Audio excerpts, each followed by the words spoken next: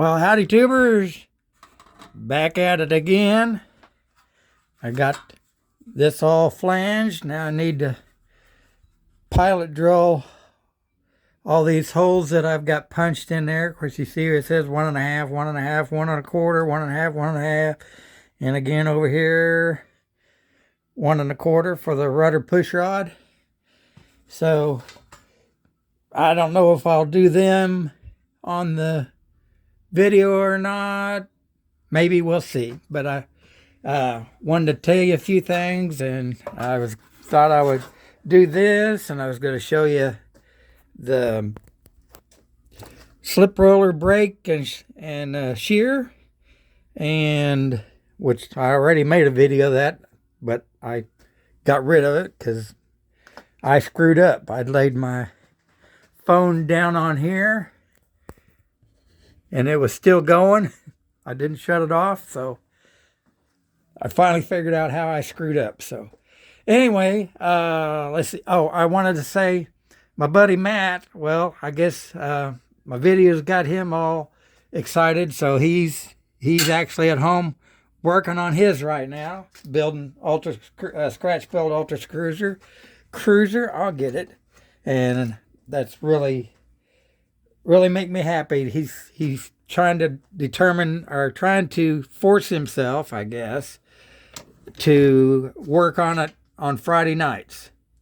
So he's actually went home and is doing it, because he called me a little bit ago, and so we talked about it, and so that's great. I'm just so happy for him that he's working on it. So let's see. I guess we'll start showing you some things about this. Like I said, I've got a 30-inch one, and out in the garage I've got this is a 12-inch one, and out in the garage I got a 30-inch one, Harbor Freight. So let me get you set up. Okay, what I got here, let's see, I think I already did the video showing the build-up ribs on the H5, which is the same as for the Ultra Cruiser. But like I say, this is a blank that I had, that I've probably got 4 or 5 more of these 10.5-inch ones that are blanks from that I just, you get a lot of scrap and you just start cutting out all these pieces. You get the scraps that are from, well, of course, I'm going to try what that one guy says about using the jigsaw.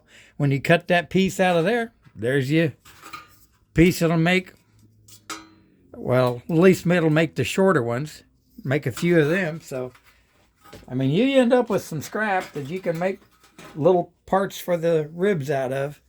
So, okay, let's see if it don't slip this time. I don't know why it slipped that last video, but it sure did. The video that I deleted. So I just, this piece here comes to a point in the middle, not a point on one side or a point on the other side. It's in the middle, like a arrow, I guess you'd say. Oop, and it already slipped.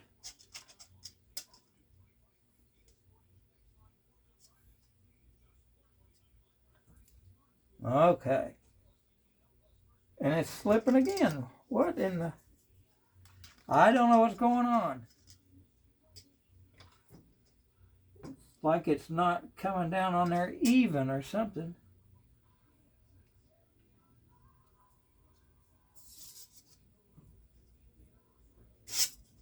I don't know but that's what it did on this one too.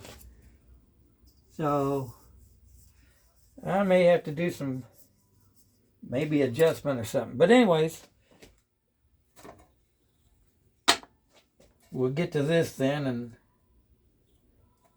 and mark this. But I think you've probably seen people draw before, so.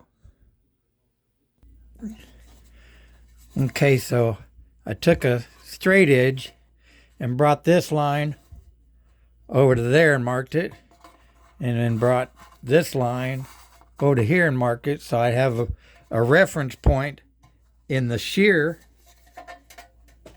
where to put it.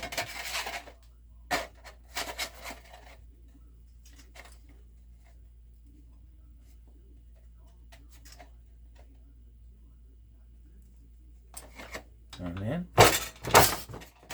cut her off. Now the hard part is finding it.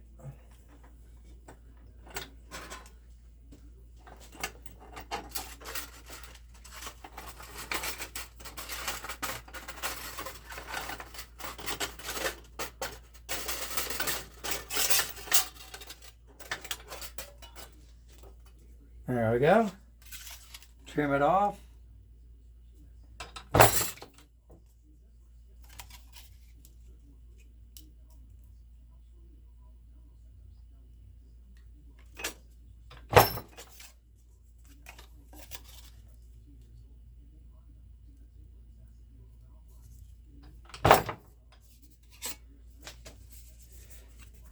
There we go. Trimmed off a little bit anyways. And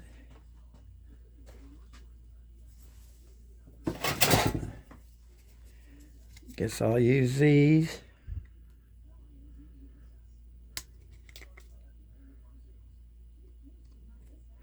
Just to get close. And then I'll use the sander and then the miracle wheel, or both. The miracle wheel will take off material too.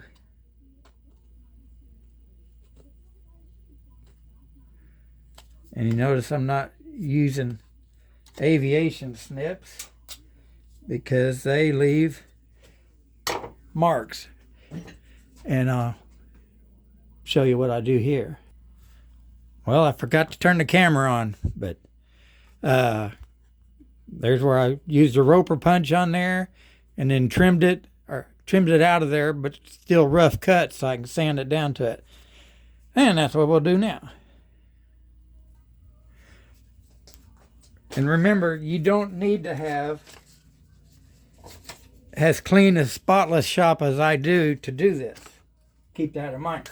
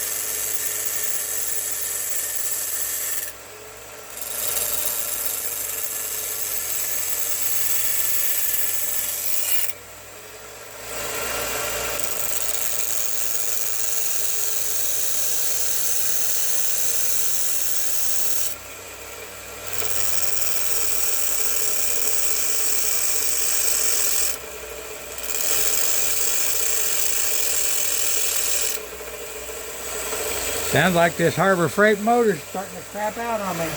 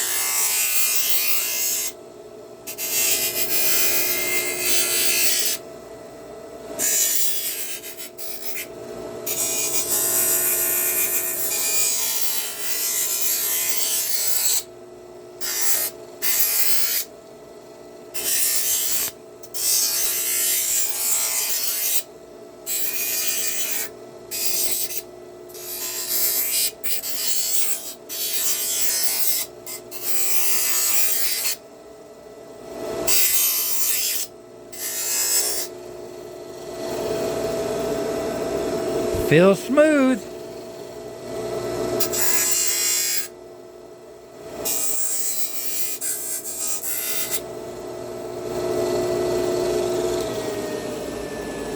Alrighty.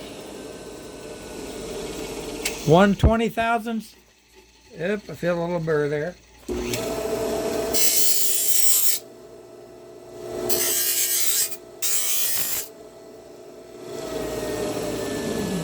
By the way, this motor, I think I got it out of an old washing machine.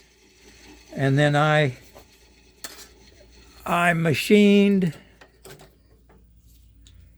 let's see.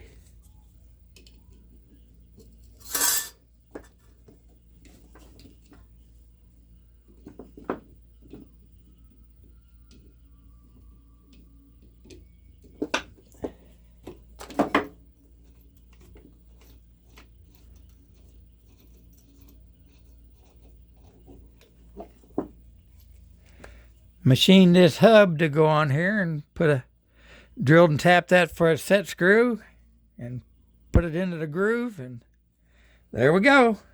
Wish I could put it on there this way so I could wear this side, but and then I made this just slightly shorter than the thickness of this, so this here wouldn't bottom out on here and wouldn't hold it tight. And the reason I got all those washers on there because I need a shorter bolt, and I just never cut it off. I just left it.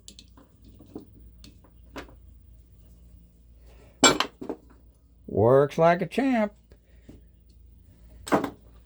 So I guess that ought to be, well, let's see. Maybe we'll bend this thing. Okay, so I line that form up on here. And then I'll drill these 2 1/4-inch holes and then put that on the back and bend them just like the flanges are on the bulkheads. Okay, well, I got her drilled and got the forms on each side. And of course, this rib, I can go either way. I can, of course, you got to do it equally, but I mean, this one I can go either this way or this way because you got to make our left or right.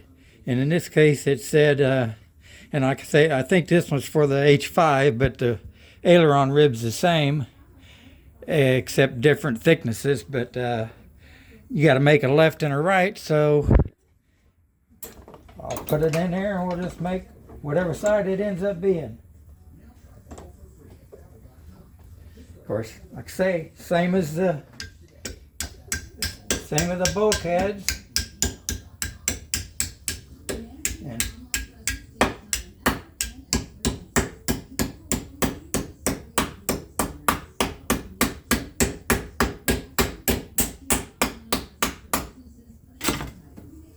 nothing to it.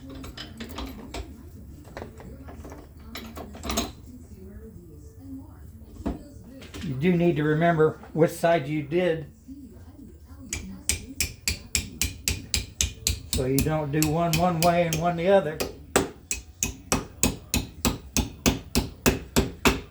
These are really a lot easier to do than the bulkheads.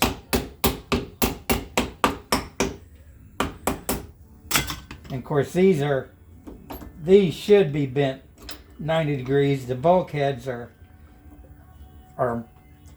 all of them but F aren't 90 degrees. F it's over 90 degrees because it actually goes in there backwards. There we go.